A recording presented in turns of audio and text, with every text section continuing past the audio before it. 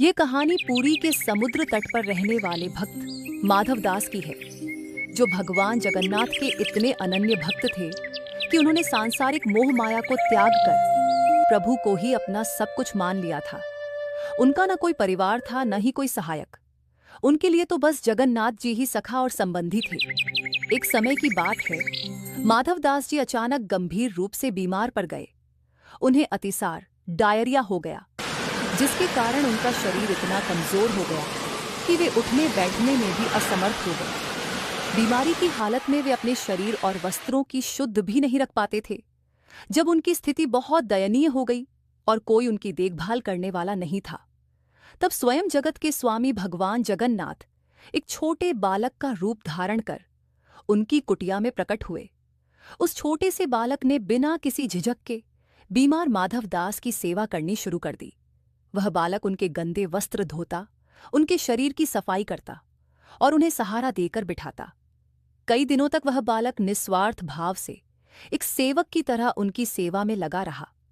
जब माधव दास की चेतना थोड़ी वापस आई और उनकी तबीयत में सुधार हुआ, तब उन्होंने उस बालक की ओर देखा और आश्चर्यचकित रह गए।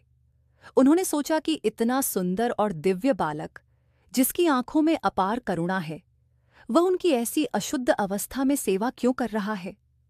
माधवदास ने बालक से पूछा, बेटा तुम कौन हो? तुम मेरी सेवा क्यों कर रहे हो, जबकि मेरा शरीर इतना अपवित्र है? तब प्रभु ने मुस्कुराते हुए अपनी पहचान उजागर की। माधवदास अपने आराध्य को पहचान कर फूट फूट कर रोने लगे। उन्होंने भगवान के चरणों को पकड़ लिया और व्याकुल होकर पूछा, हे प्रभु, आप तो सर्वशक्तिमान हैं। अगर आप चाहते तो पल भर में मेरी बीमारी ठीक कर सकते थे। फिर आपने स्वयं कष्ट उठाकर मेरे गंदे वस्त्र धोने और मेरी सेवा करने का यह मार्ग क्यों चुना? तब भगवान जगन्नाथ ने बद्दी ही कोमलता से उत्तर दिया, हे माधव, जो प्रारब्ध यानी पिछले कर्मों का फल होता है, उसे तो भुगतना ही पड़ता है। यदि मैं तुम्हारा रोग अभी ठीक कर देता, तो उसे भोगने के लिए तुम्हें अगला जन्म लेना पड़ता, और मैं नहीं चाहता कि तुम्हें मेरे पास आने के लिए एक और जन्म का इंतजार करना पड़े।